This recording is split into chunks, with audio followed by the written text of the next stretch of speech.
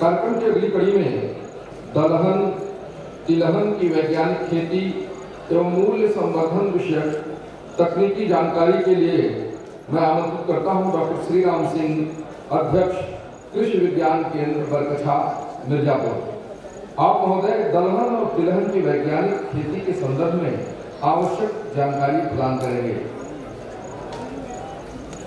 महोदय मंचासीन परम आदरणीय कृषि उत्पादन आयुक्त महोदय, तीनों ही हमारे मंडलों के आदरणीय मंडलायुक्त महोदय, सामने बैठे हुए समस्त जनपदों के जिला अधिकारीगण, मुख्य विकास अधिकारीगण, विभागों से संबंधित सभी किसान भाई निगलेक्ट करते हैं, बीज शोधन नहीं करते हैं, जिसका खामियाजा हमको बाद में भुगतना पड़ता है कि ऐसी बीमारियां और ऐसे कीड़े लग जाते हैं कि हमारी फसल की उत्पादकता जाकर के कम हो जाती है और जो हमारा उसका मानक है, मानक के अनुरूप हम उन फसलों की उत्पादकता नहीं ले पाते हैं। जैसे तिल की फसल में ध्यान देने वाली बात है कि एक तो हम समय से बुआई कर दें, यानी कि पहले अगर हम बुआई करते हैं तिल की फसल की, तो तिल की फसल में एक महामारी फाइलोरी नाम की बीमारी आती है, जिसको अगर हम समय से पहले कर देते हैं तो फाइलोरी आना निश्चित है।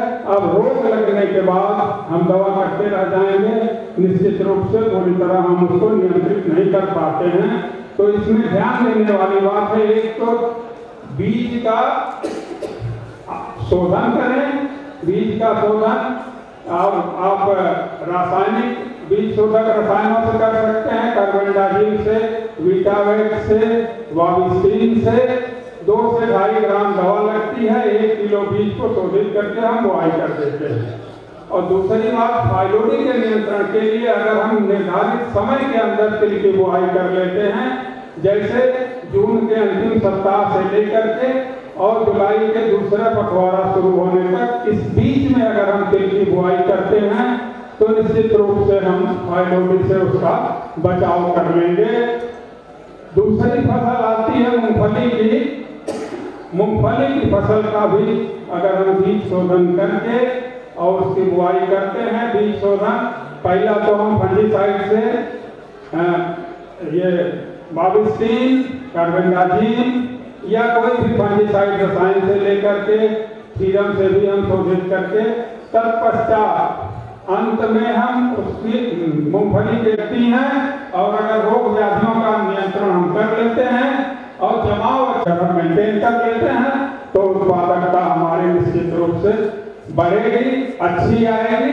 एक बहुत ध्यान देने वाली बात है तिल में, मूंगफली में, कि मूंगफली को हमको कम से कम एक बार उसमें निराई गुड़ाई, ज्यादातर किसान भाई क्या करते हैं कि खरपतवारों के नियंत्रण के लिए, खरीफ में खरपतवार ज्यादा आते हैं तो खरपतवारों के नियंत्रण के लिए किसान भाई रासायनिक दवाओं का उपयोग ज्यादा करते हैं और रसायनों से ही मारना चाहते हैं। लेकिन मूंगफली में अगर एक बार निराई गुड़ाई करके अगर मिट्टी चढ़ा दी जाती है तो वहीं समझिए हमारा 15 से 20% उत्पादकता हमारी बढ़ना सुनिश्चित हो जाती है। तो इसको आप लोग जरूर ध्यान देंगे कि निराई गुड़ाई जरूर करने बाद, निराई गुड़ाई उस समय बंद कर देंगे जब उसमें खूंटी बनना शुरू होती है या तेलिंग शुरू होती है, उस समय निराई गुड़ाई हमको नहीं करना है। तो इन छोटी छोटी बातों को अगर आप ध्यान देंगे तो निश्चित रूप से आप अच्छे उत्पादकता तिलहनी फसलों से ले पाएंगे और कीड़े मकोड़े बीमारियों के लिए नियमित रूप से अपने फसल का, अपने खेत का निरीक्षण करते रहें। और जैसे कोई असामान्य पौधा, असामान्य चीज दिखाई देती है, पौधे में भी संगतियां दिखाई देती हैं, तुरंत उसके निराकरण का आप उपाय करें तो निश्चित रूप से अच्छे उत्पादकता ले सकते हैं। ठीक इसी तरह से दलहनी फसलों में आप बीज शोधन के लिए दलहनी फसल में देखिए राइजोबियम कल्चर मिल रहा है हर जगह करीब करीब उपलब्ध है, हर जिले में उपलब्ध है, बिक भी रहा है, लेकिन खेतों में मौके पर बहुत कम लोग उसका उपयोग कर रहे हैं। तो फंजीसाइड से करिए, जहाँ दीमक की समस्या हो वहाँ इंसेक्टिसाइड से करिए, FIR से फंजीसाइड, इंसेक्टिसाइड रेस्ट का मतलब जैविक या ऑर्गेनिक जो भी प्रोडक्ट है। जैसे हमको अगर उकटा की समस्या जिन क्षेत्रों में है वहाँ दाल का भाव बिक रही है, कम से कम 2.5 गुने 3 गुने का अंतर दोनों में है। तो अगर आप इसका मूल्य संवर्धन करके दाल बना करके छोटी छोटी मिलें लगा करके, और आजकल राज्य सरकार और भारत सरकार से छोटे छोटे उद्योग लगाने के लिए किसान भाइयों को अनुदान भी मिल रहा है, काफी अच्छी व्यवस्थाएं हैं। तो आप इसको एक छोटे उद्योग के रूप में स्थापित करके और इसका मूल्य संवर्धन करके मार्केट में ले जा सकते हैं। इसी तरह तिलहनी फसलों का तेल बना करके, और अगर तेल मार्केट में ले जाते हैं तो निश्चित रूप से 2.5 गुना 3 गुना 4 गुना तक आपकी आमदनी, आपको पैसा मिलेगा। अगर खाली तिल बेचने जाएंगे तो तिल का कोई रेट कुछ सीजन होता है, सीजन विशेष, उसके अलावा तिल का बहुत अच्छा रेट मार्केट में नहीं मिल पाता है।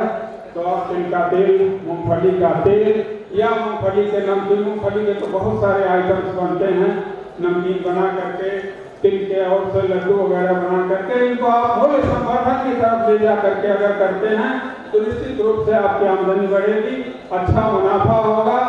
और अच्छा उत्पादन होगा, आप उत्प्रेरित होंगे तो और अच्छे तरीके से उसकी खेती करेंगे और अच्छा उत्पादन करेंगे तो आपकी आमदनी बढ़ेगी, आत्मनिर्भर भारत अपनी तरफ अग्रसर होगा। इन्हीं बातों के साथ मैं अपनी बात को यही विराम देता हूँ।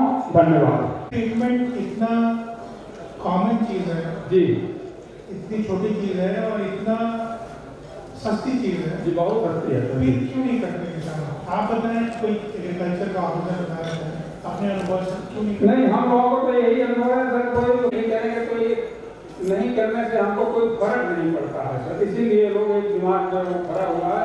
मैं तो बार बार हर उस पर मंच से सीड ट्रीटमेंट को ही ज़्यादा जोर देता हूँ कि लोग सीड ट्रीटमेंट करें तो काफ़ी अच्छा उसका इम्पैक्ट आएगा। फर्क तो पड़ता है, बहुत ज़्यादा फर्क पड़ता है। जो लोग छोटे छोटे किए हैं कुछ लोग, उनको फर्क आया है। एक्सटेंशन की जरूरत है। जी जी।